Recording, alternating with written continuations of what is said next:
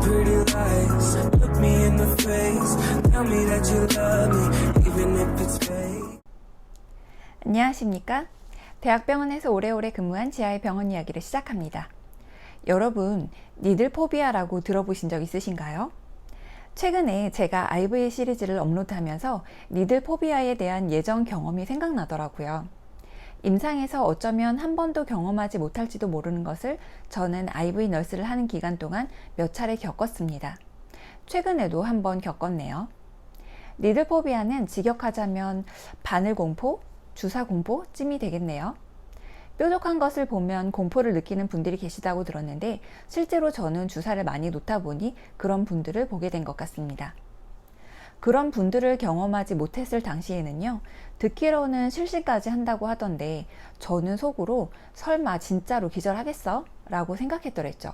그런데 정말로 기절합니다. 주사를 놓으려고 할 때 급속도로 혈관이 숨어버리고 토할 것 같아요 라고 하면서 뒤로 넘어갑니다. 제가 환자의 얼굴과 눈을 보면 자꾸 주사 실패를 하다 보니 아픈 주사를 놓기 전에는 환자의 얼굴을 안 본다고 했었잖아요. 이때에는 주사 놓을 환자의 얼굴을 안 보는 것이 참 안 좋은 버릇이라는 것을 여실히 실감했습니다. 환자의 반응을 자세히 살피면서 주사를 놓아야 하는데 전 그렇게 못하니 그것 또한 저의 맹점 중에 하나라고 생각되네요. 주사 공포가 있는 분들 대부분이 젊은 분들이었어요. 제가 처음 니들포비아가 있는 분을 겪었던 일은요, 정말 건장하고 젊은 남자분이었어요. 아직도 기억하는 것은 그분이 내시경을 해야 했는데 용종 사이즈가 크고 모양이 이상하다고 해서 입원해서 제거해야 하는 분이었거든요. 혹시라도 암일 경우를 대비해서 CT 검사도 해야 하는 분이었어요. 그래서 큰 바늘로 주사를 놔야 했었는데 그날따라 제가 환자를 눕히지 않고 그냥 앉아서 침상 식판 위에 팔을 올리고 있었던 거죠. 준비를 모두 마치고 좋은 혈관을 찾고 토니켓을 묶었는데 환자 피부가 축축해지는 느낌이 있는 거예요. 환자는 토니켓을 묶고 혈관을 찾는 동안에도 아무 말 안 하고 있었고요. 그때에는 피부가 축축해지는 것이 니들포비아 증상인 줄 모르고 이상하네? 왜 그러지? 하는 생각을 하다가 우선 혈관은 보이니까 찌르려고 하는 순간에 환자가 선생님, 저 토할 것 같아요 라고 하는 거예요.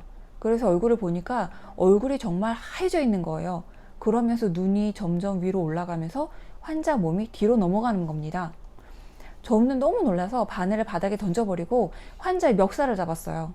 그대로 넘어가면 침상 헤드에 머리를 부딪힐 것 같았거든요. 그 순간에는 다른 걸 생각할 틈이 없었어요. 저 역시 왜 그런지 모르고 환자를 잡고 있으니 콜벨 누를 손도 없고 해서 소리를 질렀던 것 같아요. 여기 도와주세요! 라고요.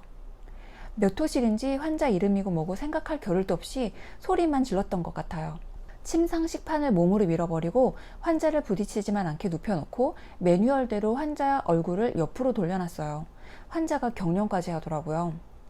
다행히 제 비명을 듣고 다른 선생님들이 엄청 빨리 이 카트를 끌고 와서 혀 깨물지 않도록 바이트 블록을 물리고 처치를 도와주셔서 그 위기를 모면했었습니다.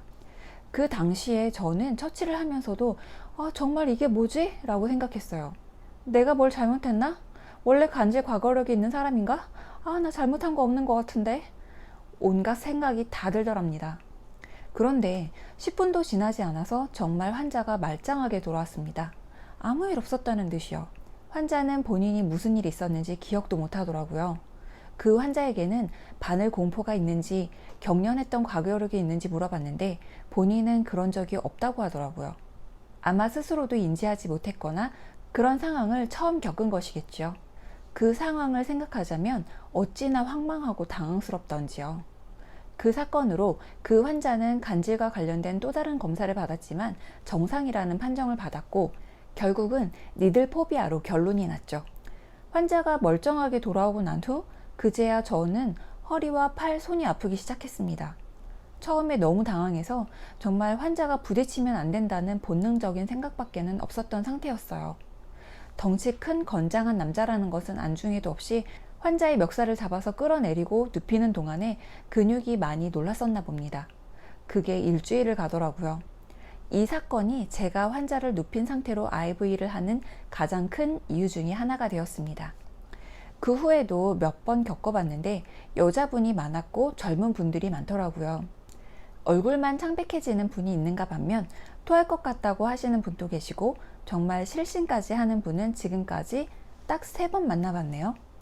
증상이 어느 정도 약한 분들은 이미 본인이 바늘 공포가 있는 것을 알고 계신 분들이었고 처음 겪는 분들이 실신까지 하는 것 같았습니다.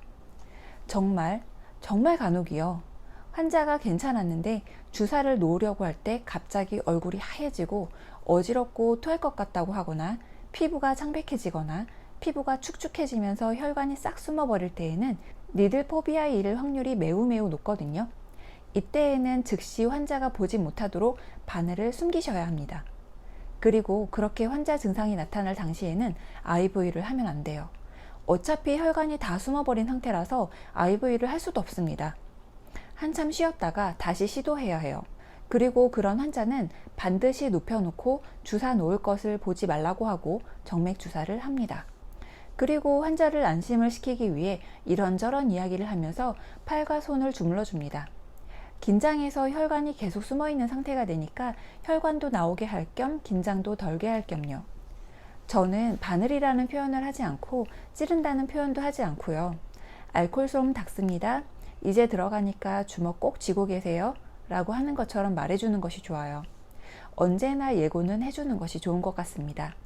아이 달래듯 아이와 무언가를 하기 전에 하나하나 설명하는 것처럼요. 혹 겪어보신 분들도 계실 테고 아마 들어보기만 하고 겪어보지 못한 분들도 계실 텐데요. 병원 생활을 오래 하다 보면 저처럼 정말 황당하게 겪을 수도 있는 일이니 니들 포비아 환자의 증상을 알고 계시는 것도 좋을 것 같습니다. 그래야 빠른 대처를 할 수 있으니까요.